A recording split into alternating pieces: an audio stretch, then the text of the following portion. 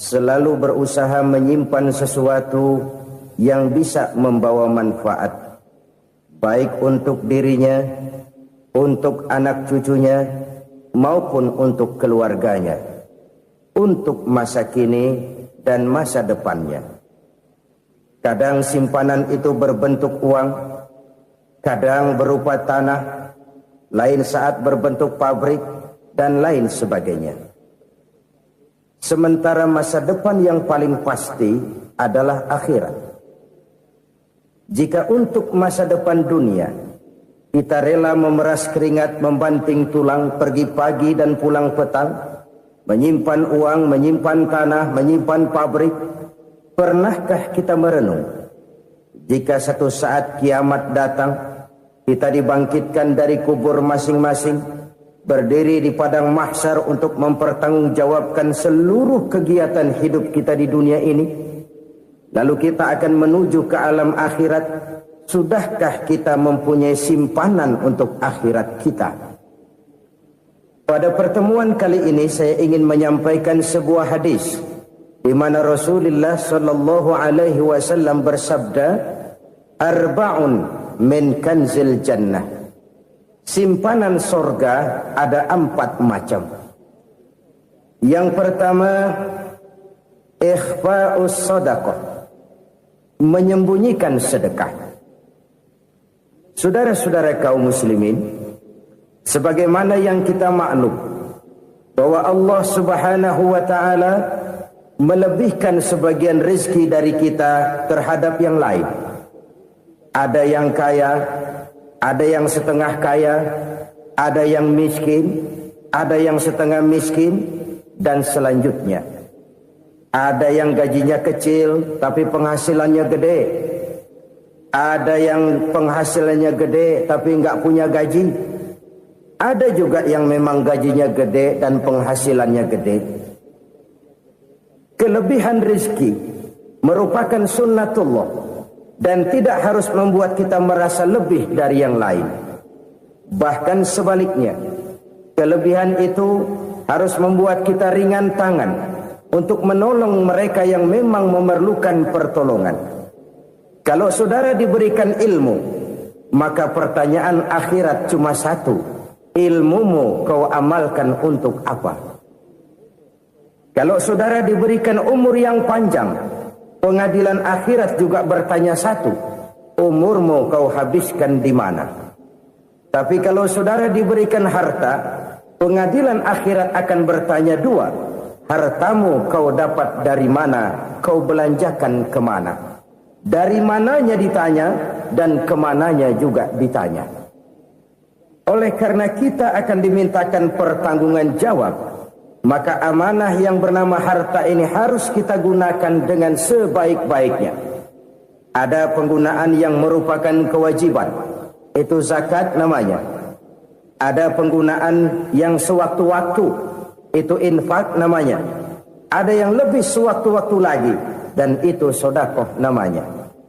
Zakat dia terikat oleh haul dan nisab, oleh putaran batas waktu dan ukuran dari harta itu sendiri.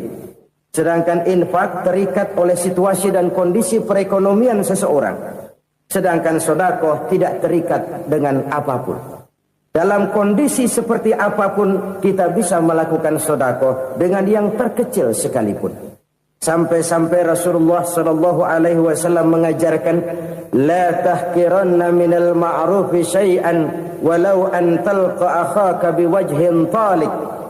Atau ada hadis, tabassumuka fi wajhi akhika laka shadaqah. Senyumanmu kepada temanmu adalah sedekah. Jadi untuk melakukan sedekah tidak harus dalam berbentuk uang.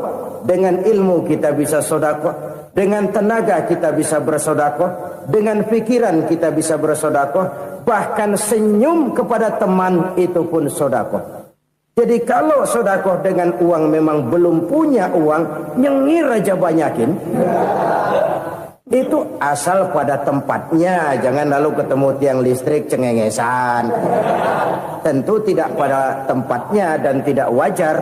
Nah, sedekah yang paling dicintai Allah adalah sedekah yang disembunyikan. Artinya, jauh dari sifat riya. Kan kadang-kadang ada orang sedekah itu disebutkan namanya, apa tidak bagus? Kalau memang niatnya ikhlas, ya bagus-bagus saja. Untuk memberikan sugesti kepada yang lain. Di Fulan bin Fulan nyumbang sekian, diumumkan. Boleh kalau niatnya untuk memberikan rangsangan kepada yang lain supaya dia menyumbang lebih besar dari orang tadi. Tapi kalau itu mendatangkan riya, maka sedekah yang paling dicintai Allah adalah sedekah yang disembunyikan.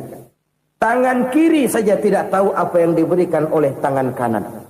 Sedekah yang dilakukan dengan ikhlas akan merupakan perbendaharaan surga, tersembunyi dari pandangan orang lain, tidak seorang pun tahu. Karena memang sikap yang baik adalah melupakan kebaikan dan mengingat kesalahan. Itu salah satu ciri orang bahagia. Orang yang selalu mengingat kesalahannya dan berusaha melupakan segala kebaikannya. Kalau dia akan berada kebaikan, dia tidak bisa ikut, dia merasa rugi karena dia merasa belum pernah berbuat baik. Tapi kalau akan melakukan kesalahan baru, dia ingat kesalahan yang sudah-sudah, sehingga terhalang baginya untuk melakukan satu kesalahan baru. Demikianlah saudara-saudara, bahwa Allah melebihkan rizki sebagian kita dari yang lain, agar terjadi tolong-menolong dalam kehidupan ini. Jadi kesenjangan yang nature, kesenjangan yang alami, itu sunnatullah. Ada yang kaya, ada yang miskin, ada yang kelas menengah. Nah, kenapa lalu sekarang kita berusaha mengentaskan kemiskinan? Oleh karena adanya kesenjangan struktural. Kalau yang kaya bisa semakin kaya, kenapa yang miskin tidak bisa naik jadi ikut sedikit kaya? Sebab pada dasarnya Islam adalah agama yang sejak turunnya sudah berupaya memerangi kemiskinan. Bahkan dikatakan kemiskinan itu mendekatkan kepada kekufuran. Orang kalau miskin udah dekat banget sama kafir. Gampang menjadi kafir. Berapa banyak saudara-saudara kita yang oleh karena soal perut, oleh karena soal materi, terpaksa meninggalkan dan menanggalkan akidahnya. Menjual petunjuk yang diberikan Allah dengan kesenangan dunia yang cuma sebentar ini. Na'udzubillah, thumma na'udzubillah. Jadi makin kita sembunyikan satu sedekah, semakin banyak perbendaharaan kita di surga. Sedekah yang paling dicintai Allah adalah sedekah yang disembunyikan. Malahan ada seorang sufi, dia punya kebiasaan kalau pergi sholat Jumat dia bawa uang, itu uang dia taruh di bawah tikar masjid. Dia niat sedekah kepada siapa saja yang nemuin itu duit. Maksudnya apa? Supaya yang nemuin nggak tahu siapa yang punya duit. Demikian dia saking ingin menyembunyikan sedekahnya. Karena sifat riya itu bisa memakan amal kita sendiri. Riya itu termasuk menyebut-nyebut kebaikan kita. Orang yang suka nepuk dada, sedikit-sedikit ngitungnya kalau nggak gua. Tuh kalau nggak gua tuh yang belah situ kalau nggak gua. Iya kalau nggak lu kenapa emang? Orang yang suka menepuk jasad. Tuh biasanya memang begitu saudara-saudara. Kalau perang lagi berkecamuk, orang nggak sempat ngaku jadi pahlawan. Tapi begitu perang selesai, yang kagak kenal bedil ngaku pahlawan, mas. Itu sesuatu yang biasa. Oleh karenanya, orang-orang yang ikhlas dalam bersedekah, disembunyikannya sedekah itu, Allah cinta betul. Malahan ada hadis memberikan jaminan, inna sedaqatal mar'il muslimi tazidu fil umri wa tadfa'u mitatas su'i. Sesungguhnya sedekahnya seorang mukmin tazidu fil umri, bisa menambah umur panjang. Wa tadfa'u mitatas su'i, dan menyelamatkan manusia dari mati secara su'ul khatimah. Jadi siapa yang kepengen panjang umur, banyaklah sedekah. Yang bosan hidup, pelit terus. Sedekah menambah panjang umur dan menyelamatkan manusia dari mati secara su'ul khatimah. Pak, katanya umur itu nggak bisa ditambah, nggak bisa dikurangin. Kapan? Kalau ajal sudah datang. Wa idza jaa ajaluhum la yastakhiruna sa'atan wa la yastakdimun. Kalau ajal datang tidak bisa dimajukan, tidak bisa dimundurkan. Itu kalau ajal sudah datang. Tidak bisa lagi umur ditambah dikurangi, sudah datang. Tapi kalau belum datang, itu kan haknya Allah. Mau ditambah, mau dikurangi, hak prerogatif Allah. Sebagai pencipta manusia, Allah Maha Kuasa dan Maha Mampu. Sedekah ini menambah panjang umur dan menyelamatkan manusia dari mati secara su'ul khatimah. Itu orang mati kan sama ya, kondisinya mati, nggak nafas. Tapi hakikat mati kan lain-lain. Ada yang mati itu husnul khatimah, baik akhirnya. Misalnya lagi ngaji mati, lagi sholat mati, lagi sedekah mati. Ini yang dinamakan dengan husnul khatimah, baik di akhirnya. Sebaliknya ada yang su'ul khatimah, jelek di akhirnya. Ini yang jadi catatan akhir. Lagi nyekek botol, mampus. Lagi banting kartu, modar. Su'ul khatimah, jelek pada akhirnya. Sedekah menyelamatkan manusia dari mati secara su'ul khatimah. Dan kita semua kepengen mendapat husnul khatimah, jauh dari su'ul khatimah. Oleh sebab itu yang bisa menyelamatkan kita dari penyakit itu antara lain adalah sedekah yang disembunyikan. Yang dikerjakan dengan ikhlas karena Allah. Tidak karena kepengen dipuji orang, tidak karena ingin dikatakan orang pemurah, sebab orang dermawan itu orang yang memberi tanpa harus diminta. Kalau masih harus diminta, ya belum dermawan namanya, masih harus diminta. Kalau nggak diminta ya tulus, lolos, polos. Saudara-saudara kaum muslimin rahimakumullah. Harta adalah amanat dan akan kita pertanggungjawabkan. Allah melebihkan rizki sebagian kita dari yang lain agar kita saling tolong menolong, bantu membantu. Nabi janjikan siapa yang meringankan beban saudaranya muslim di dunia, Allah akan meringankan bebannya di akhirat nanti. Sebuah jaminan dari baginda Nabi. Si orang yang kita bantu barangkali tidak bisa membalas, Allah yang akan membalas lewat jalan lain yang tidak pernah kita sangka-sangka. Ada orang tanya, Pak, ini ada orang nyumbang masjid sambil marah-marah, bagaimana? Saya bilang sumbangannya aja ambil, marahnya jangan. Marahnya jangan diambil, itu urusan dia. Saudara-saudara kaum muslimin rahimakumullah.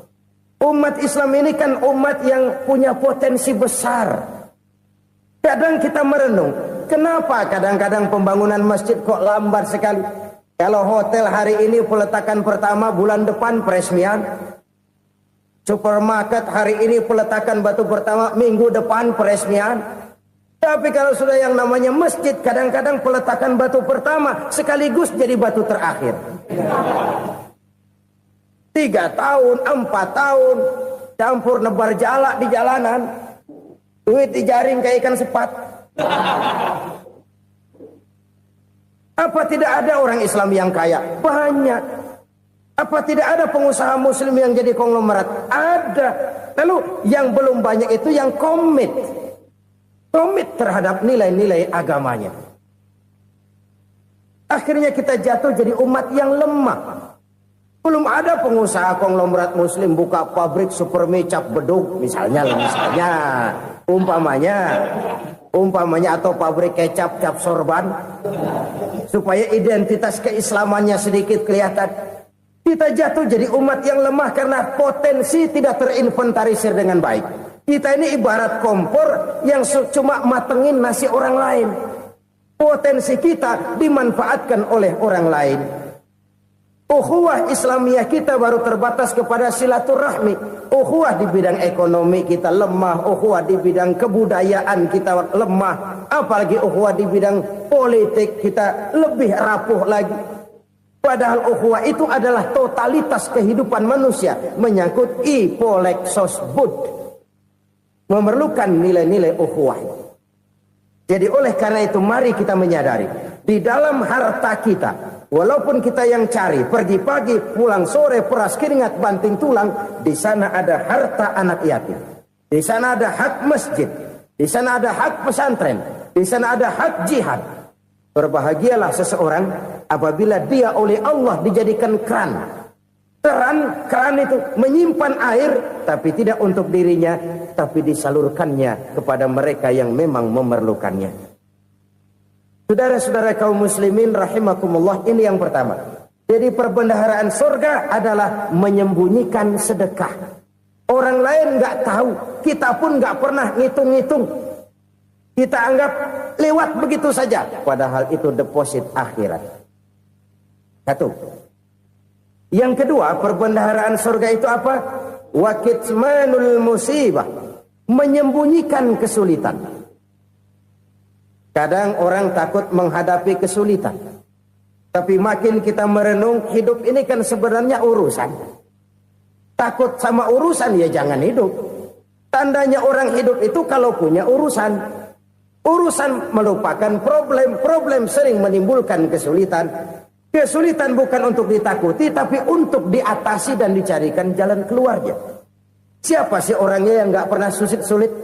Makin tinggi status sosialnya, makin gede urusannya. Makin tinggi kualitas imannya, makin berat tingkat kesulitannya. Cuma memang yang namanya enak itu seperti pelangi. Biang lala itu nggak pernah di atas kepala kita, di atas kepala orang melulu. Lo sih enak lo, kata kita. Dia juga bilang, yang enak kan lo. Pelangi itu nggak pernah di atas kepala kita. Kata tukang beca, aduh enak ya naik Mercy. Kata tukang beca, apa yang di dalam mobil Mercy? Aduh enak bener tukang beca. Di jok ngeringkuk, ngorok pulas bener. Saya kamar pakai AC, sejuk, tempat tidur sutra, empuk, alga, spring bed, kulak kulik, nggak bisa pulas kalau belum minum Valium, belum tidur. Enak bener tukang beca, di jok ngorok nggak tahu wetan kulon. Si tukang beca bilang yang di Mercy enak, yang di Mercy bilang tukang beca enak. Inilah enak, nggak pernah di atas kepala kita, di atas kepala orang lain melulu enak itu. Nah, saudara-saudara, yang merupakan perbendaharaan surga itu orang yang bisa menyembunyikan kesulitan. Baik pribadi ataupun rumah tangga. Nih terutama rumah tangga yang jadi soalnya. Kadang-kadang kita ini kalau senang, sebaliknya. Kalau senang kita diam. Kalem aja, cuek. Banyak banget duit kita, bawaan diam aja udah. Malah ketemu orang takut. Tapi begitu susah, sekampung tahu. Padahal Nabi mengajarkan perbendaharaan surga itu menyembunyikan musibah, menyembunyikan kesulitan. Kalau enak, cerita sama orang-orang. Kalau nggak enak, rasain sendiri, tekan sendiri, atasin sendiri. Kita kan sebaliknya. Tenang kita diam, asal lagi susah, paling tidak kita nyari teman buat cerita kesusahan. Siapa orangnya yang nggak pernah susah? Cuma soalnya bagaimana kita mengatasi kesusahan itu sendiri. Begitu juga misalnya kalau orang sudah berumah tangga, itu orang tuanya harus menjadi tempat dia cerita yang enak-enak saja. Yang nggak enak rasain berdua, selesaikan berdua, atasin berdua. Jangan dibalik. Asal senang diam, giliran susah saja. Maknya laporan. Terbalik. Bisa menjaga security informasi. Maka nama bayam keluar diam, malah seluitan. Enak amat lo makan daging ayam. Security informasi. Saudara-saudara kaum muslimin rahimakumullah. Ujian yang terberat itu yang pernah diberikan kepada para nabi, para rasul, para aulia, para ulama. Makin tinggi keimanan, makin berat bentuk kesulitan. Ayo saya kemukakan satu contoh saja. Ada seorang nabi yang kaya, nabi kaya, namanya Nabi Ayub. Iblis kalau orang begini kan keki, ibadahnya rajin, kaya. Nih yang kayak begini susah digodain. Kalau ibadahnya rajin, miskin, kali bisa disogok. Sini imannya mantap, ibadahnya rajin, kaya, nabi lagi. Tapi namanya iblis, nggak kurang akal. Laporan, Tuhan, kenapa Les? Ya ini bahasa saya, bahasa Qur'annya sih nggak gitu. Itu hambamu yang namanya Ayub, dia rajin ibadah cuma karena dikasih kaya aja. Coba kasih miskin dia, berhenti dia sembahyang. Ah, kamu bisa aja. Saya tahu Ayub itu hambaku yang ikhlas. Saya buktiin Tuhan, silahkan. Dibuktiin lah, iblis turun ke alam ini. Yang mula-mula dia lakukan, dia rusak sawah ladang Nabi Ayub. Dia binasakan binatang ternak Nabi Ayub. Sehingga dalam waktu singkat, jatuhlah Nabi Ayub dari orang paling kaya, jadi orang paling miskin. Beliau masih ibadah di mihrab dalam masjid. Datang iblis. Saudara Ayub, ya. Lagi ngapain? Ibadah. Nyembah Allah, nyembah Allah. Oh, percuma. Kenapa? Tuhan yang ente sembah nih, dia udah bikin miskin ente. Sawah ladang ente hancur lebur, binatang ternak binasa. Sekarang ente jadi orang paling miskin. Ngapain nyembah Tuhan kayak begitu? Tekor. Udah berhenti dah ibadah, berhenti ibadah. Ini iblis sama Tuhan laporannya lain, yang dikerjakan kepada Nabi Ayub juga lain. Benar begitu iblis, kata Nabi Ayub. Iya, sawah ladang saya habis, buras. Binatang ternak saya binasa, binasa. Saya miskin, bangpak. Apa jawab Nabi Ayub? Bukan innalillahi, ya ini hebat. Alhamdulillahillazi a'tani wa akhza minni.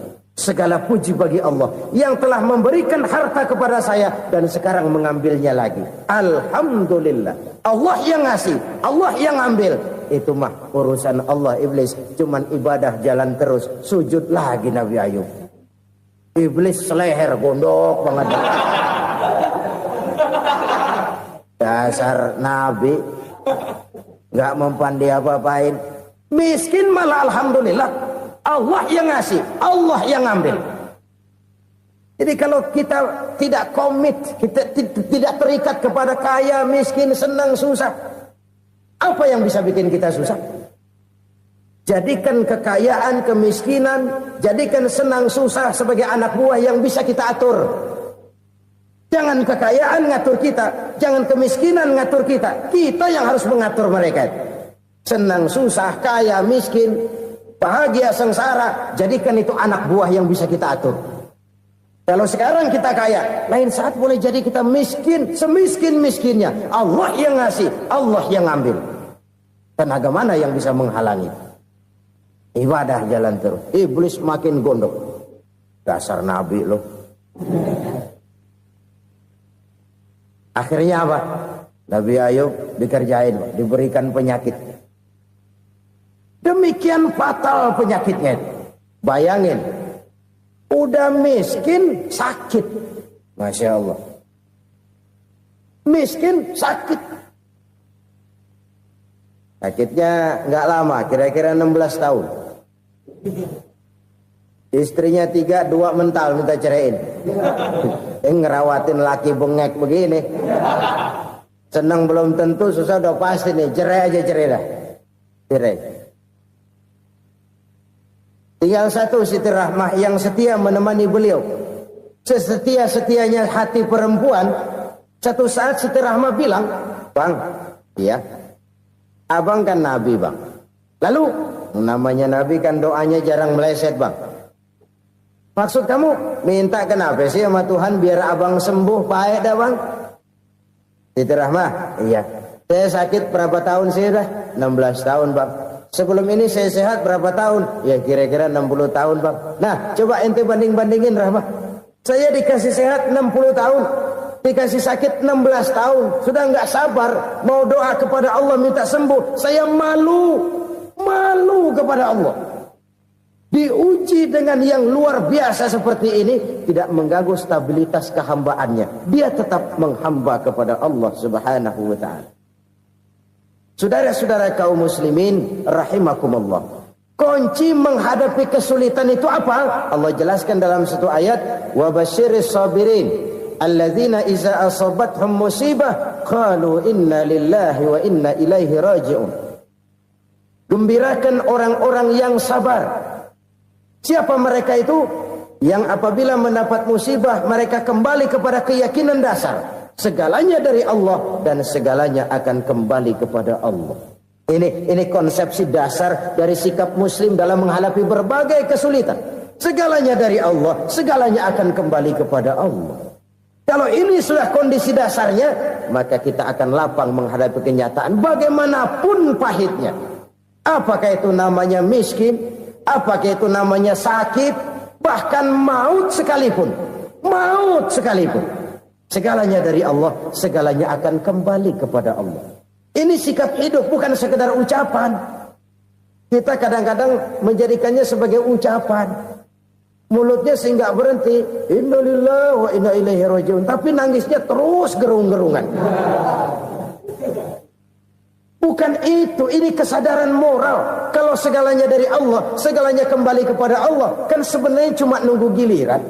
Hari ini saya nyembayangin dia, entah hari apa saya disembayangin orang.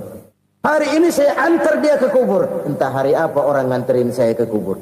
Hari ini saya tahlilkan dia, entah nanti kapan orang tahlilkan saya. Segalanya dari Allah, segalanya akan kembali juga kepada Allah. Oleh sebab itu saudara-saudara, kesulitan bukan untuk ditakuti. Kesulitan justru untuk diatasi, dicarikan jalan keluarnya. Dan tidak ada orang yang tidak pernah mendapat kesulitan. Tidak ada.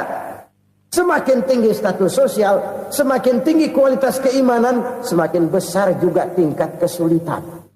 Hanya saja bagaimana cara kita mengatasinya. Dan Al-Quran menyatakan, inna ma'al usri yusra. Di balik kesulitan itu pasti ada kemudahan. Roda itu berputar. Karena itu Rasulullah sallallahu alaihi wasallam mengingatkan kepada kita, ta'arraf ilallahi fir raha ya'rifka fis syiddah. Ingatlah kepada Allah di waktu kamu senang, supaya Allah ingat kepada kamu di waktu kamu susah. Kalau waktu senang kita ingat kepada Allah, kita susah, Allah tidak akan meninggalkan kita. Tapi kalau waktu senang kita jauh dari Allah, sujud tidak sempat, dengan masjid jauh, ketika senang kita lupakan Allah. Nanti begitu kita susah, Allah lupakan kita. Dan itu menyakitkan. Oleh karena itu orang-orang tua kita dulu bilang, kalau lagi sehat ingat-ingat lu bakal sakit nanti. Kalau lagi kaya ingat-ingat satu saat kita bakal jatuh miskin. Bahkan kalau lagi muda ingat-ingat kita bakal tua. Dan yang terpenting kalau lagi hidup ingat-ingat kita bakal mati. Saudara-saudara kaum muslimin rahimakumullah. Jadi yang kedua yang merupakan perbendaharaan surga, menyembunyikan musibah. Saudara-saudara kaum muslimin rahimakumullah. Hal ketiga yang merupakan perbendaharaan surga adalah wasilatur rahmi. Orang yang suka bersilaturahmi. Sebagaimana yang kita maklum bahwa manusia adalah makhluk yang disebut zon politika. Makhluk sosial yang tidak mungkin hidup sendiri-sendiri. Betapa dan siapapun kita memerlukan orang lain. Bodoh betul manusia kalau tinggal di tengah masyarakat tapi tidak mau bermasyarakat. Merasa hebat sendiri, pintar sendiri, gagah sendiri, kaya sendiri. Mungkin kalau mati juga ngubur sendiri. Jangankan kita di sini, di sorga saja Nabi Adam waktu sendirian bengong melulu, ngondar mandir. Allah tegur dam sepi dam. Ya ini kalau bahasa saya. Iya Tuhan sepi ini nggak ada coret-coretan pisan ini. Diciptakan Siti Hawa baru anteng Nabi Adam. Itu di surga. Cobalah. Umpamanya saudara tinggal di Jakarta nih. Kayak bener. Apaan aja di Jakarta punya saudara dah. Jembatan Semanggi ambil. Monas buntel bawa pulang. Hotel-hotel ambil semua. Cuman tinggal di Jakarta sendirian, apa enaknya? Betapa dan siapapun kita perlu orang lain. Tidak ada seorang pun yang bisa memenuhi kebutuhan hidupnya secara sendiri-sendiri. Nah, Islam telah menyelamatkan manusia dari ras diskriminasi. Mengikat manusia dengan persaudaraan yang berlandaskan kepada akidah. Karena itu dianjurkan bersilaturahmi.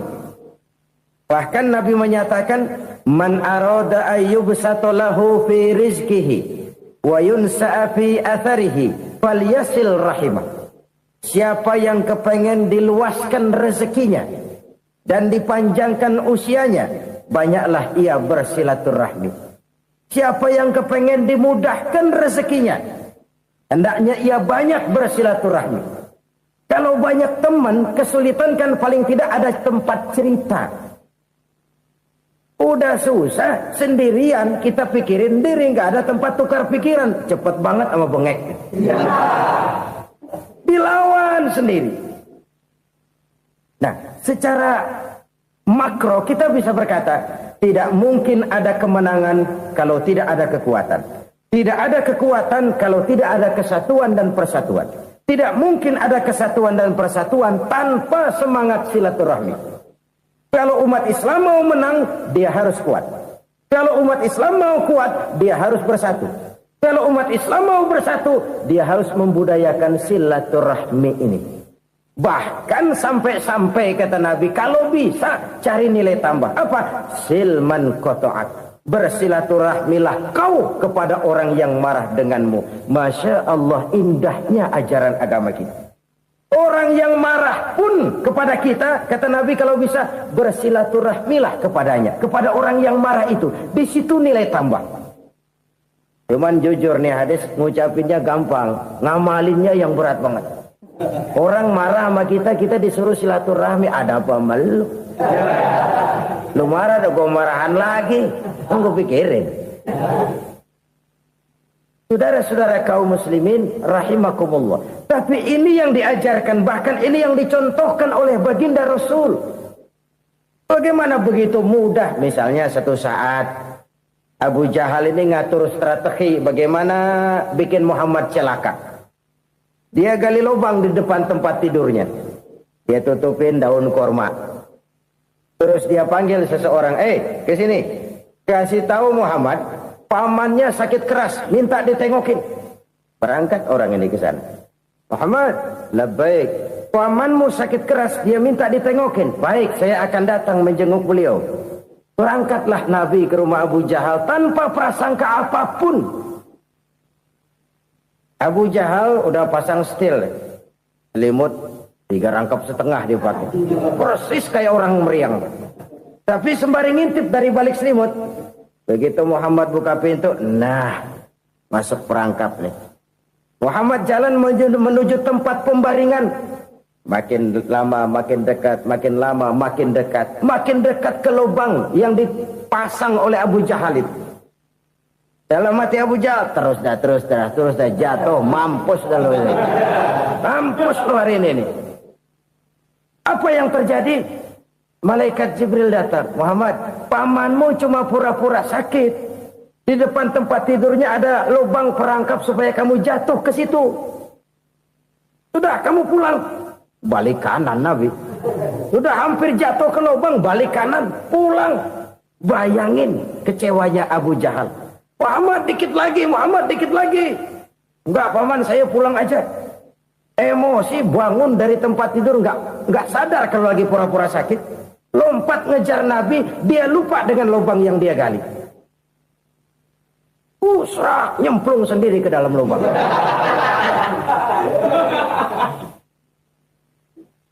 Nabi terus berlalu. Ini terjadi keanehan. Jatuh ke lubang yang dia gali itu sebenarnya nggak terlalu dalam ya, antara 3-4 meteran lah. Tolong saya jatuh ke lubang ini. Datanglah pelayan-pelayannya itu. Angkat saya dari sini. Oh, yang ngulurin tambang. Satu gulung, belum juga nyampe itu tambang. Kurang, beli lagi ke warung.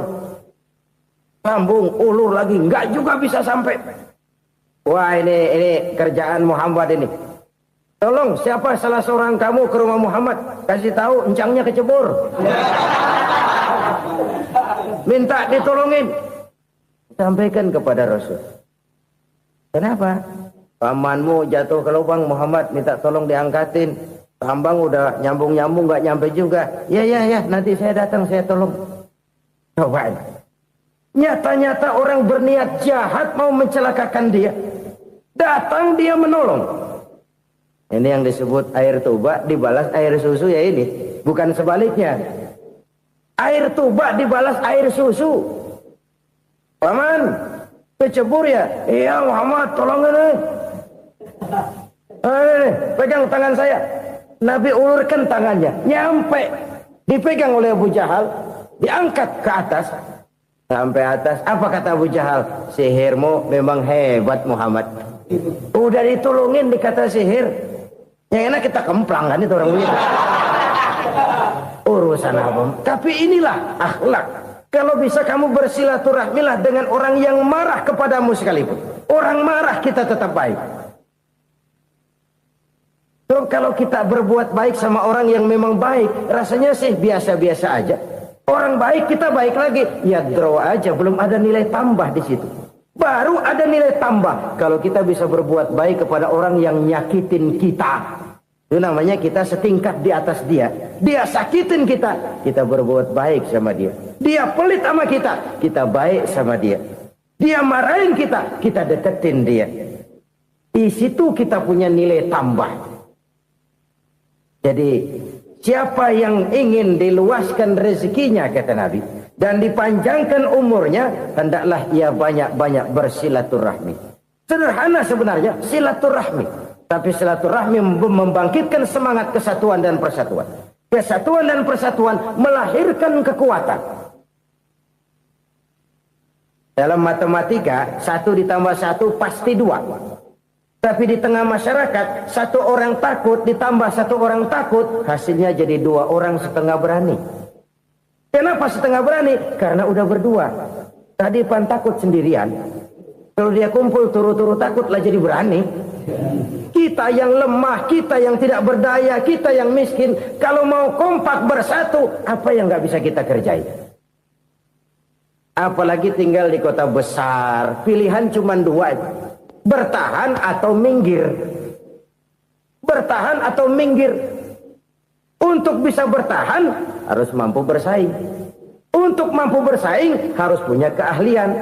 Keahlian harus ditunjang dengan pendidikan, ditambah oleh kekompakan sebagai umat. Udah miskin mencar mulu, orang injak kita. Orang nggak pandang urusan apa yang malu. Oleh karena itu silaturahmi pada hakikatnya merupakan roh dari ukhuwah yang diajarkan oleh agama kita.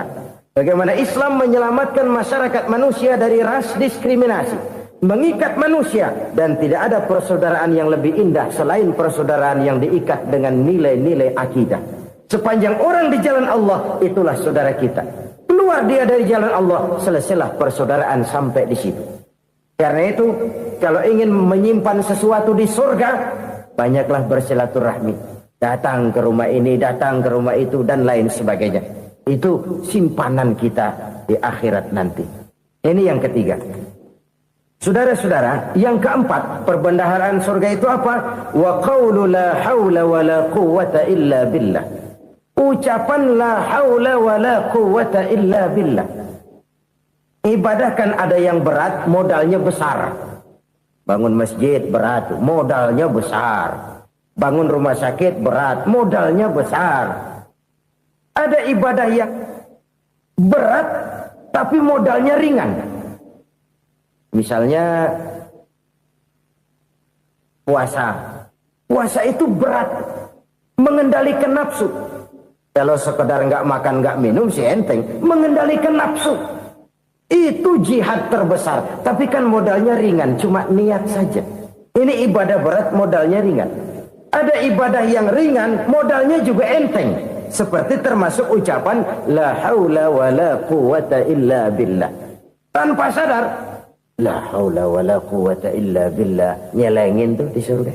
Nyelengin, kita nggak terasa. Nyelengin simpenan akhirat. La haula wa la quwwata illa billah. Nyimpen lagi. Kaget, la haula wa la quwata illa billah, nyimpan lagi, banyak simpanan.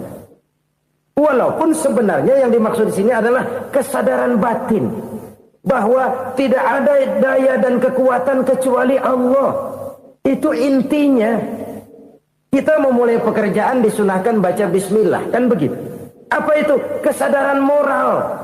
Bahwa ini saya bisa kerjakan. Saya kerjakan ini dengan menyebut nama Allah. Kenapa? Kalau Allah tidak memberikan daya dan kekuatan, mana mampu saya kerjakan ini.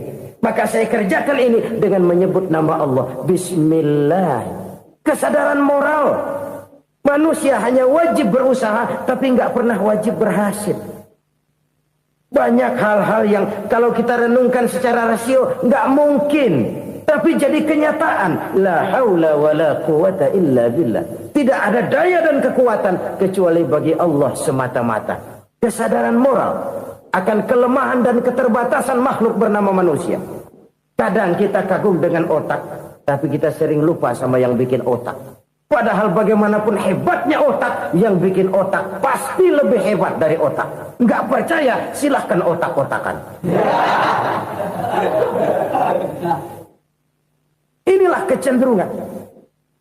Kita kagum dengan pesawat-pesawat mutakhir, bukan main besi gede banget terbang itu. Alangkah hebatnya. Lalu apa yang bikin otak tidak lebih hebat dari itu semua? Kita puji laut. Apa yang bikin laut tidak lebih hebat dari laut itu? La haula wa la quwata illa billah. Tidak ada daya dan kekuatan kecuali Allah. Apa yang bisa kita lakukan? Kalau tidak karena daya dan kemampuan yang diberikan oleh Allah kepada kita. Lahirlah sikap tawadu, rendah hati. Tidak melonjak menjadi angkuh dan sombong. Sadar akan kelemahan dan keterbatasan diri. Sebagai makhluk yang diciptakan oleh Allah subhanahu wa ta'ala. Jadi satu sisi ini ucapan yang berpahala. La haula. Jadi wiridan. Pada sisi lain ini kesadaran moral. Sikap mental, kesadaran batin, bahwa yang punya daya dan kekuatan itu cuma Allah. Kita nggak pantas untuk sombong, sebab sombong itu pakaiannya Allah. Kita nggak sedang pakai pakaian Allah, kegedean. Dan makin kita renungi, makin terbentur. Apa sih yang bisa kita sombongin? Kita mau sombong apa? Kayak pintar, itu kan semua relatif. Di atas langit masih ada langit lagi. Jadi oleh karenanya, marilah kita menyadari. Manusia hanya wajib berusaha, tapi tidak pernah wajib berhasil. Yang berusaha saja tidak wajib berhasil, apalagi yang tidak berusaha. Islam bukan agama orang pemalas yang selesai sholat lalu endelohom, nggelenggem ayem-ayem. Tapi Islam bukan agama orang sombong yang setelah berusaha lalu tidak memerlukan Allah. Kita bisa saja bikin proyeksi, tahun sekian kita bakal panen besar menurut perhitungan otak. Tapi ada kejadian lain. Apa? Tikus ngambek. Habis itu dimakanin tikus, panen gagal. Proyeksi rasional gagal oleh tikus-tikus yang ngambek itu. Bisa saja terjadi. Tahun depan kita panen besar. Urung. Kenapa? Musim panas panjang. Dan sekarang ini koran-koran bikin berita musim mengalami penyelewengan. Bukan cuma manusia yang nyeleweng sekarang. Musim pakai nyeleweng. Mestinya kan musim hujan udah selesai. Masih hujan-hujan juga. Musim. Nah sekarang kita boleh bikin proyeksi, kita bakal panen besar. Tahu-tahu musim panas panjang, sawah retak, air kering. Cari teknokrat yang paling botak, suruh pendekin tuh musim panas. La haula wa la quwata illa billah. Inilah kesadaran moral. Saudara, saya teringat satu saat ada seorang konglomerat. Umurnya ya kira-kira 70-an. Suatu saat dia ditanya oleh wartawan, Pak, umur Bapak berapa sih? Ya paling 10 tahun. 10 tahun? 10 tahun? Anak Bapak berapa orang? Satu saja? Satu. Harta Bapak berapa? Ya paling-paling bangsa 7 juta kali. 7 juta? Iya. Pak, kenapa Bapak bohongi saya? Bapak punya buku biografi. Koran-koran, majalah-majalah banyak memuat cerita riwayat hidup Bapak. Saya tahu umur Bapak 70. Kenapa bilang cuma 7 tahun? Saya tahu anak Bapak 8. Kenapa cuma bilang 1? Saya tahu harta bapak miliaran, mungkin triliunan, pabrik di mana-mana, bank di mana-mana. Kenapa bilang uang bapak cuma 7 juta? Nah, kata si konglomerat tadi, kamu benar nak, kamu benar. Umur saya kalau jumlahnya memang 70 nak. Cuman ingat-ingat saya, baru 7 tahun terakhir ini saya sujud. Baru 7 tahun terakhir ini saya berusaha dekat dengan Allah. Saya laksanakan perintahnya, saya jauhi larangannya. 7 tahun inilah rasanya yang ada nilainya di hadapan Allah. Yang 63 tahun matong, kelabu, kelem umur gue. Habis untuk maksiat, untuk munkarat. Maka ketika ditanya tadi, umur saya 7 tahun itu. Oh begitu Pak. Oh iya. Lalu anak Pak. Anak bapak kan 8. Kenapa bilang cuma 1? Nah, kalau jumlah hitungannya memang anak saya 8. Tapi dari 8 orang ini rasanya cuma 1 nih. Yang bakal jadi buah hati, belahan jantung. Pelanjut cerita, penerus sejarah. Bakal jadi anak soleh yang akan mendoakan saya. Cuma 1 rasanya anak saya ini yang bakal jadi buah hati saya. Besar-besaran saya. Yang akan mendoakan di kubur saya. Yang akan mendoakan di akhirat saya. Yang 7 orang mana, Masya Allah, yang atu tenggeng, yang atu nyekek botol ngolo, yang atu nggak karu-karuan. Makanya saya bilang 1 anak saya yang akan bisa mendoakan saya. Oh begitu Pak. Iya. Nah harta Pak, harta bapak kan triliunan, pabrik bapak di mana-mana, uang bapak hampir di tiap bank-bank besar. Kenapa bilang cuma 7 juta? Betul kau nak. Harta saya kalau jumlahnya memang miliaran, triliunan mungkin. Tapi yang saya ingat baru 7 juta tuh yang saya belanjakan di jalan Allah. Saya nyumbang masjid, saya santuni yatim piatu, saya bantu pembangunan pesantren, saya bantu pembangunan rumah sakit Islam. Itu yang akan saya bawa pulang ke akhirat, yang 7 juta itu. Yang triliunan itu nanti akan diperebutkan oleh anak-anak saya sebagai waris saya. Jadi harta saya 7 juta itu yang bakal nemenin saya di akhirat. Yang akan saya bawa pulang jadi teman saya. Saudara-saudara kaum muslimin, jangan-jangan orang tua itu adalah kita-kita ini. Jangan-jangan kita-kita ini adalah orang tua itu. Jangan-jangan itu potret dari diri kita masing-masing. Dari sekian umur yang diberikan Allah, berapa tahun yang ada nilainya di hadapan Allah? Dari sekian anak-anak yang merupakan amanah, berapa yang akan mendoakan kita sebagai orang tuanya menjadi anak soleh? Dari sekian banyak harta yang diberikan Allah, berapa yang akan kita bawa pulang menghadapnya nanti, yang kita belanjakan di jalan Allah? Ini sebuah potret kehidupan. Karena itu kita kembali kepada la haula wa la quwwata illa billah. Kita wajib berusaha, kita wajib berikhtiar. Selebihnya, segala daya dan kekuatan hanya milik Allah saja semata-mata. Satu kesadaran batin dari setiap pribadi muslim. Setelah ia berusaha dan berikhtiar, ia menyerahkannya kepada Allah Subhanahu wa ta'ala. Jadi, satu sisi ini merupakan wiridan ucapan yang mengandung pahala. Pada sisi lain, ini merupakan sikap batin dari seorang muslim di dalam ia menghadapi realitas kehidupan ini. Saudara-saudara kaum muslimin, rahimakumullah. Kalau ini kita jadikan satu basis kehidupan, maka ini akan menyelamatkan manusia dari kemungkinan tergelincir menjadi orang yang lupa diri dan lupa darat. Sebab itu Imamul Ghazali berpesan, jadidis safinah fa innal bahra amiq wa khuziz zad fa inna safara ba'id wa khaffifil hamla fa innal hamla sadid. Perbarui selalu kapalmu karena lautan sangat dalam. Bawa bekal yang banyak karena perjalanan ini sangat jauh.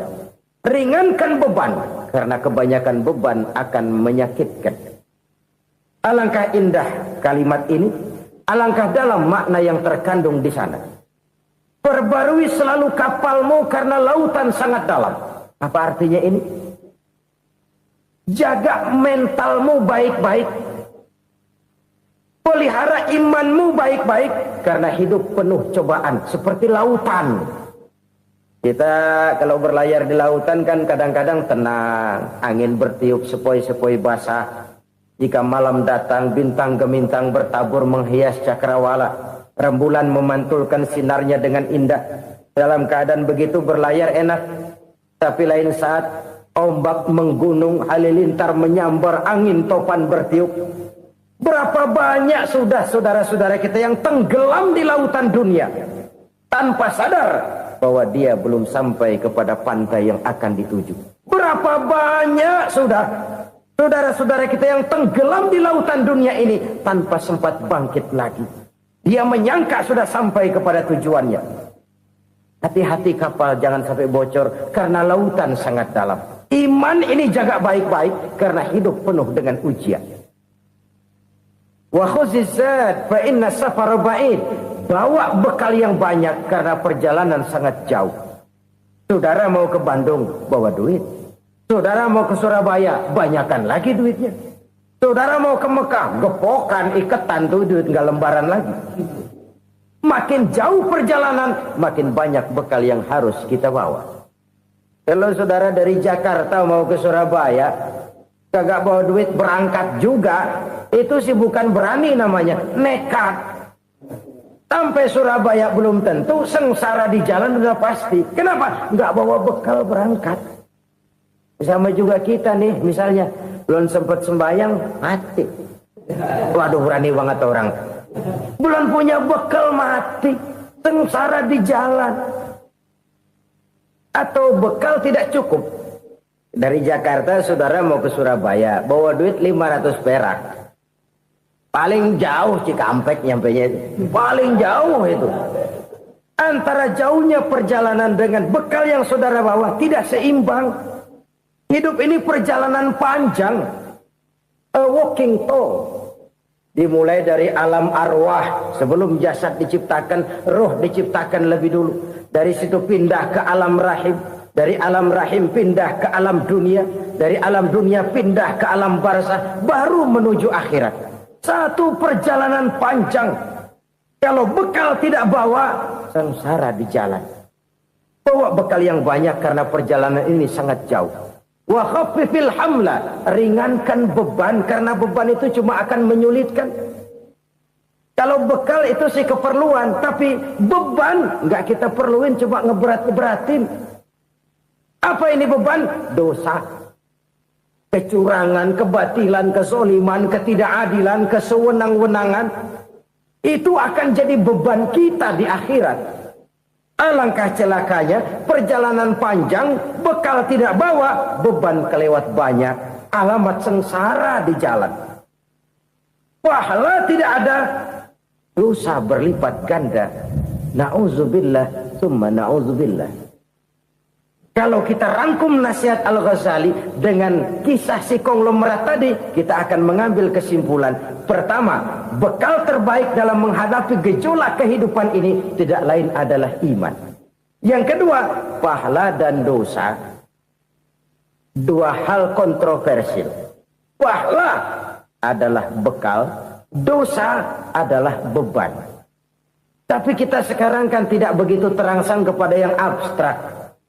Orang berlomba mencari yang konkret-konkret saja. Yang real. Kalau memang dosa, benjol dong. Kira-kira begitu. Kira-kira begitu. Persis orang Yahudi dulu.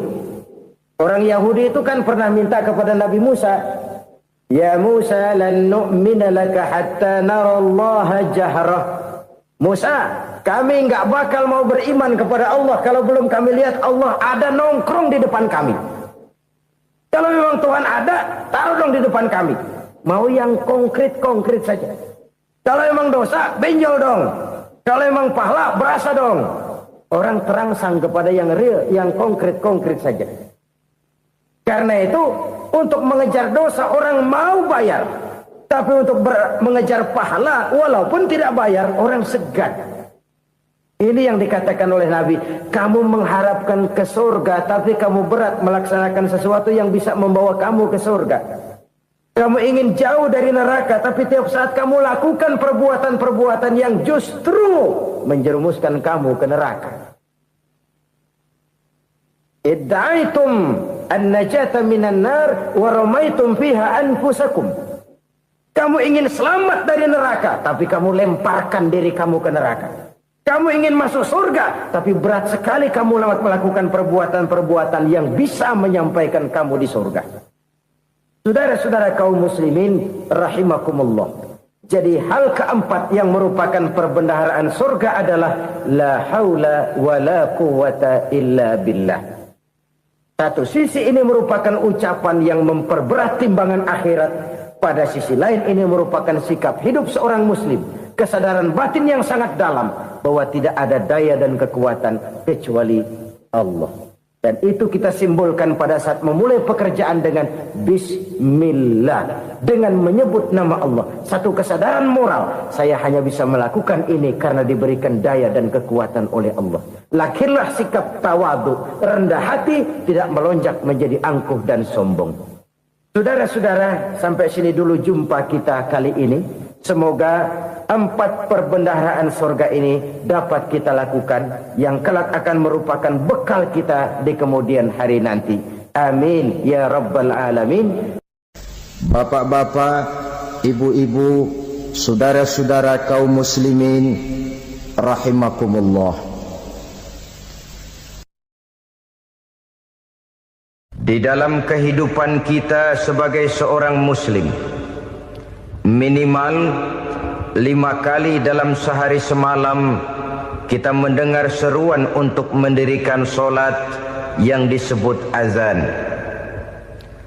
Ada kalimat menarik di dalam kalimat azan itu, yakni seruan hayya 'alal falah, marilah menuju kepada keberuntungan, marilah meraih kemenangan. Seruan ini adalah kecenderungan dari setiap manusia, apapun warna kulitnya. Artinya, setiap orang dalam hidup selalu ingin meraih dan mencari kemenangan. Kemenangan akan melahirkan kepuasan batin, dan kepuasan batin memberikan kebahagiaan. Sedangkan kekalahan melahirkan penderitaan batin, dan penderitaan batin menjerumuskan seseorang di dalam berbagai bentuk kerugian. Jikalau inilah seruan azan, maka masalahnya ialah apa yang menyebabkan kita meraih kemenangan.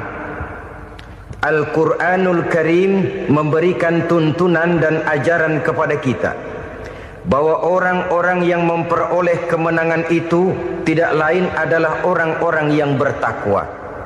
Hanyalah mereka yang bertakwa kepada Allah Subhanahu wa ta'ala pada akhirnya akan tampil sebagai pemenang.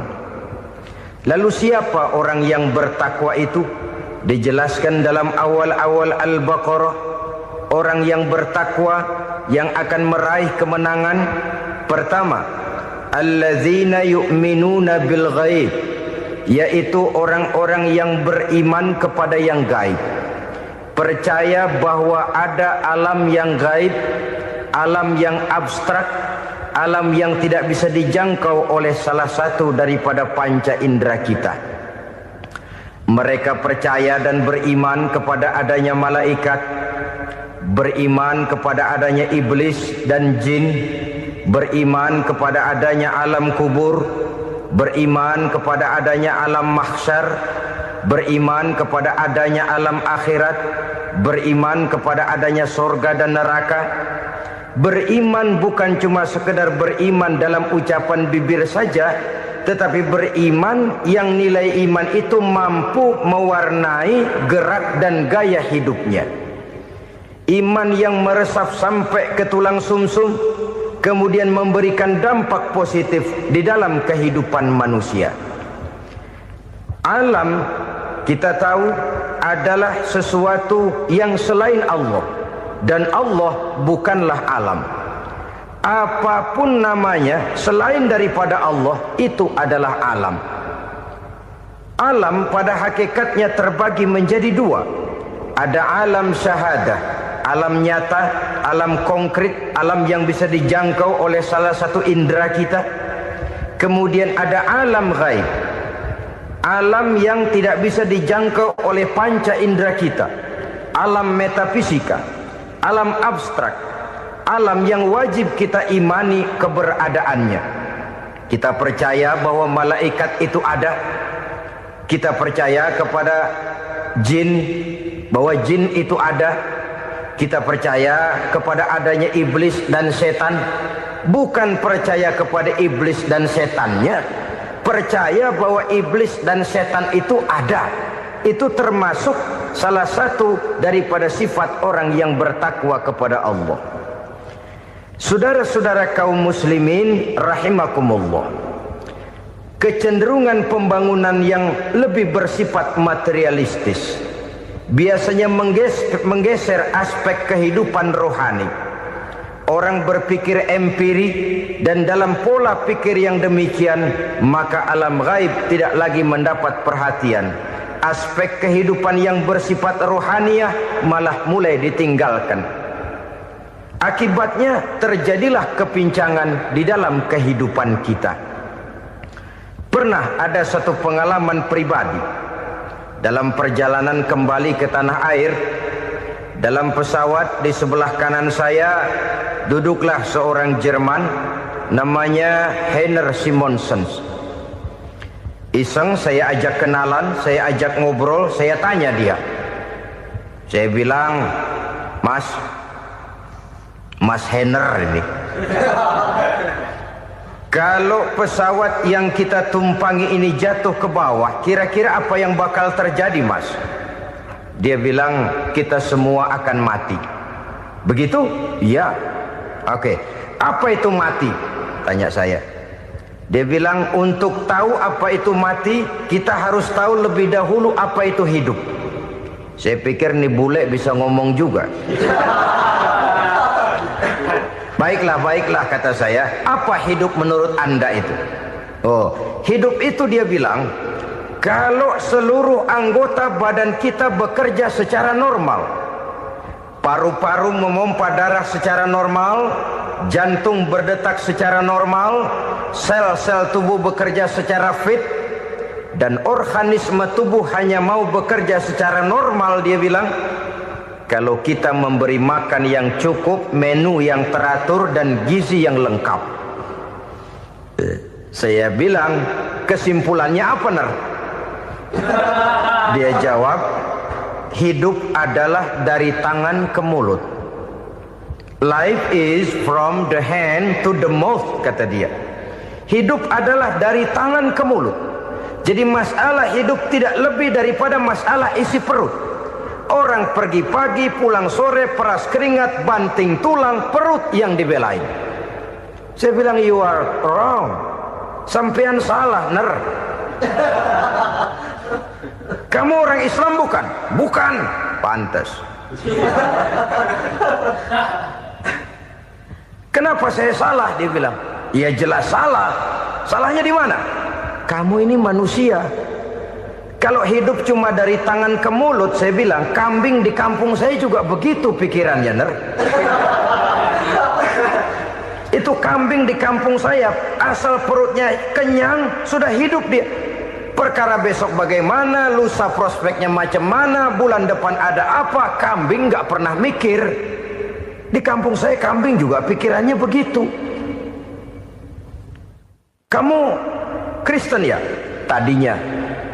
Loh kok tadinya, lalu apa sekarang kamu ini? Dia bilang, sekarang saya netral. Saya tidak beragama, tapi saya percaya kepada Tuhan sebagai pencipta alam. Saya ingat benar dia bilang, I haven't any religious, but I believe to God as the creator of the world. Kenapa bisa netral begitu, Ner? Habis saya bingung katanya. Islam bilang Islam baik, Kristen bilang Kristen baik, Hindu Buddha bilang Hindu Buddha baik, semua agama baik. Saya netral sekalian, nggak beragama. Yang penting saya percaya kepada Tuhan. Saya bilang, Ner, kamu ini kayak orang mau beli celana. Lalu bingung. Yang satu bilang Levi's bagus, yang satu bilang Blue Jean hebat, yang satu bilang Wool England hebat. Celana ini hebat, celana itu bagus, celana ini hebat. Semua celana bagus, kamu bingung. Akhirnya netral, tidak pakai celana. Itu juga salah. Saya pikir-pikir, kemudian saya melihat bahwa dua pola berpikir Heiner ini nampaknya sudah mulai menggejala di lingkungan masyarakat bangsa kita. Disadari atau tidak, secara jujur kita harus berkata, dua pola pemikiran Heiner ini mulai berkembang di tengah masyarakat bangsa kita. Pertama, pola pikir materialisme. Hidup adalah dari tangan ke mulut. Masalah hidup tidak lebih masalah isi perut. Itu yang perlu dibela, dan disitulah arti kehidupan. Pergi pagi, pulang sore, peras keringat, banting tulang untuk mempertahankan perut. Kalau sudah kemari cara orang berpikir, maka buat apa percaya kepada yang gaib? Untuk apa sholat? Untuk apa puasa? Untuk apa zakat? Untuk apa menghadiri majelis taklim? Tanpa kepercayaan kepada yang gaib, hidup berjalan menurut alur empiris dan materialis. Kalau sudah ke sana cara orang berpikir, biasanya orang lalu cenderung menghalalkan segala cara. Hanyalah orang yang percaya bahwa akhirat ada. Hanyalah orang yang percaya bahwa alam kubur itu ada. Hanyalah orang yang percaya bahwa malaikat itu ada, hidupnya akan lebih terarah dan terkendali. Karena kepercayaan kepada yang gaib, yang merupakan fase daripada kehidupan setelah hidup yang sekarang ini, mewarnai gerak pribadi seseorang di dalam dia melakukan kegiatan hidupnya. Pola berpikir materialisme, disadari atau tidak, mulai menggejala di lingkungan masyarakat bangsa kita. Hidup tidak lebih dari urusan tangan ke mulut, mulut ke tangan, tangan ke mulut. Asal perut sudah kenyang, hiduplah sudah. Perkara bagaimana prospek hari yang akan datang, bagaimana akhirat tidak jadi persoalan. Ini yang oleh Nabi diperingatkan, ad-dunya sijnul mu'min wa jannatul kafir. Dunia adalah penjara bagi orang beriman dan surga bagi orang kafir. Dulu di zaman Belanda hadis ini pernah disalah tafsirkan, disalah artikan, digunakan sebagai senjata untuk mengkebiri dan membuat impoten umat Islam. Sudahlah umat Islam gak usah macam-macam, kata Belanda. Dunia ini kan penjara buat orang Islam, surga buat orang kafir. Di penjara jangan bertingkah.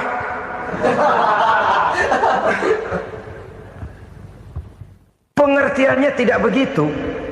Dunia adalah penjara bagi orang mukmin. Artinya dalam kehidupan dunia seorang mukmin tidak bebas memperturutkan hawa nafsunya. Di penjara hawa nafsunya itu. Sebaliknya, surga bagi orang-orang kafir. Buat orang kafir, surgalah dunia ini. Mereka bebas memperturutkan hawa nafsunya.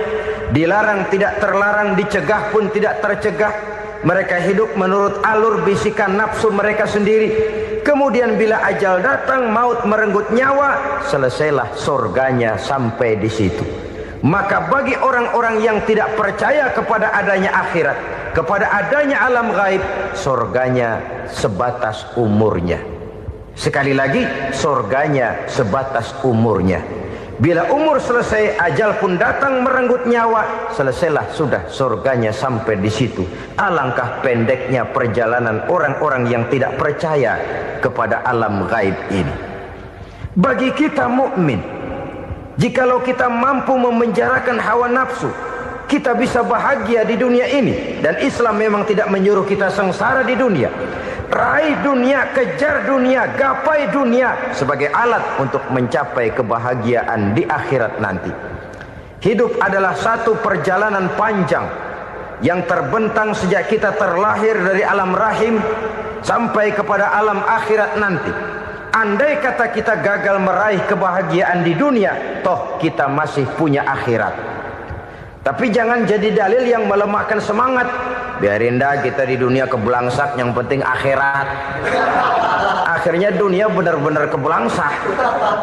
Bagaimana dunia ini bisa kita raih, dan bagaimana meraih dunia untuk menunjang kepentingan akhirat nanti. Yang kedua, dari pikiran Heiner yang saya lihat menggejala di lingkungan masyarakat bangsa kita, timbulnya manusia-manusia netral. Seolah-olah Tuhan yes, agama no. Sama Tuhan percaya, agama ogah. Tuhan ngangguk, giliran agama godeng. Padahal hampir dalam setiap ayat dalam Quran, kata-kata amanu biasanya bergandeng dengan wa amilus shalihat. iman dan amal soleh. Ini sebagai isyarat Tuhan dan agama jangan pernah dipisah-pisah. Apabila kita bertuhan, maka kita harus beragama. Apabila kita beragama, maka agama itu harus bersumberkan dari Tuhan yang kita imani itu. Tidak mungkin kita pisah, Tuhan yes, agama no. Sama Tuhan percaya tapi agama bikin sendiri. Sembayangnya cukup bengong 2 jam madep ngulon.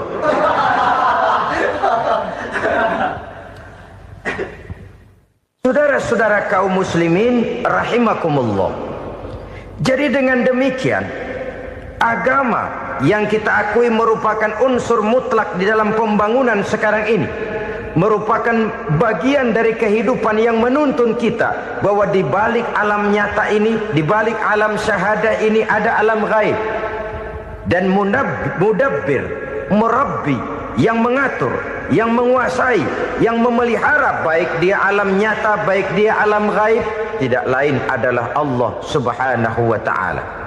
Di sana ada satu super power, satu maha kekuatan yang kita perlu bersandar kepadanya. Sebagai makhluk nyata yang hidup di alam nyata, berbuatlah secara nyata sebagaimana harusnya kita berbuat. Karena Islam jelas bukan agamanya orang pemalas.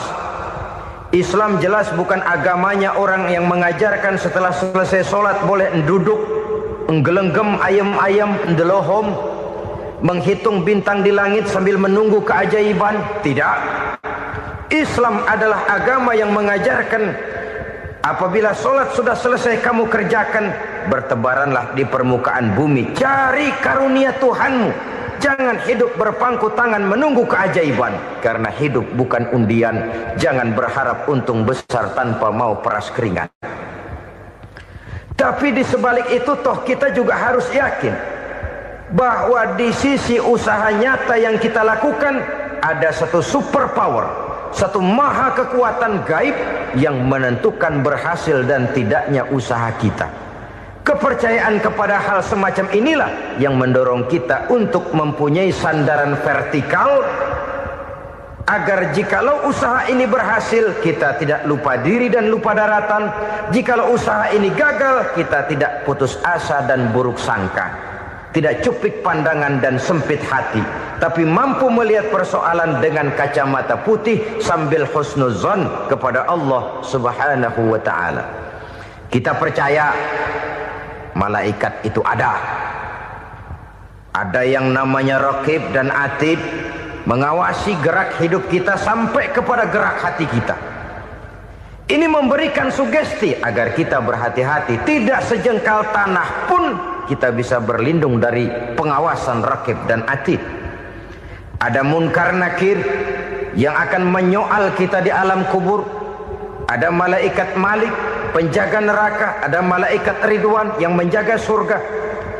Kita percaya kepada adanya jin. Kita percaya kepada adanya setan, iblis. Percaya kepada adanya, bukan mempercayai si setan, si iblis lalu menjadikannya sebagai teman. Tidak. Percaya bahwa mereka itu ada dan merupakan makhluk Allah yang gaib, yang diciptakan Allah Azza wa Jalla. Kepercayaan kepada alam gaib memberikan motivasi terhadap gerak lahir manusia, sehingga dengan motivasi kepercayaan kepada yang gaib, gerak lahir jadi lebih terarah, jadi lebih terpelihara. Pernah seseorang bertanya, "Pak, apakah adanya akhirat bisa dibuktikan secara ilmiah?" Saya bilang tidak bisa, tidak bisa. Kenapa? Karena yang berangkat nggak pernah pulang kemari lagi. Kalau dia pulang kemari bisa kita tanya bagaimana enak di sono. Cuma secara moral saya katakan, lebih beruntung orang yang percaya kepada akhirat daripada yang tidak. Sekarang saudara percaya akhirat ada, lalu saudara baik-baik di dunia, sholat, puasa, zakat, menolong orang lain, menebarkan kebajikan. Saudara mati, andai kata akhirat tidak ada, toh dalam hidup saudara sudah berbuat baik. Paling tidak nama saudara akan dikenang sebagai orang baik. Sebaliknya, saudara percaya, kata saya, bahwa akhirat tidak ada, lalu hidup semau-maunya, tenggelam dalam maksiat dan munkarat, menentang Allah, tidak mau ruku dan sujud, lalu saudara mati, kemudian akhirat ada, ayo mau apa? Bekal tidak punya. Jadi secara moral lebih beruntung orang yang percaya kepada adanya akhirat daripada yang tidak percaya. Dan itu alam gaib yang tidak bisa dibuktikan secara eksat. Jangankan untuk membuktikan seperti itu, dalam kehidupan sehari-hari saja yang kita rasakan tidak selalu berbentuk toh. Angin, bagaimana sih bentuknya angin? Kita tidak tahu. Merah, buktinya kalau dikerok merah. Yang merah itu kulit, yang kulit kita bukan anginnya. Sakit, rasa sakit itu ada, tapi bagaimana bentuk sakit? Kita nggak pernah tahu.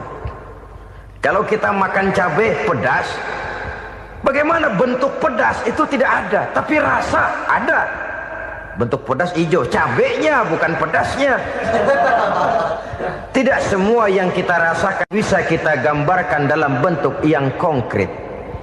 Oleh karena itu, sekali lagi bahwa kepercayaan kepada alam yang gaib mampu memberikan satu sugesti yang menata kehidupan seseorang lebih lurus, lebih terarah, dan lebih terkendali. Maka wajar kalau kepercayaan kepada yang gaib mengantarkan seseorang untuk meraih kemenangan. Kenapa? Dia percaya kepada yang gaib, bahwa akhirat ada, bahwa alam kubur ada, bahwa pertanggungan jawab itu ada. Maka dia lalu tidak hidup saenae udele dewe gitu loh. Tidak hidup menurut seleranya sendiri, terarah, teratur. Ini cirinya yang pertama. Orang bertakwa yang akan meraih kemenangan, mereka beriman, mereka percaya kepada yang gaib. Bahkan hal-hal konkret saja selalu berangkat dari yang gaib. Saudara-saudara, para remaja, para pemuda sekarang ini tidak pernah tahu toh siapa yang akan jadi teman hidup saudara. Kita bisa saja ngerancang, mentargetkan, tapi toh akhirnya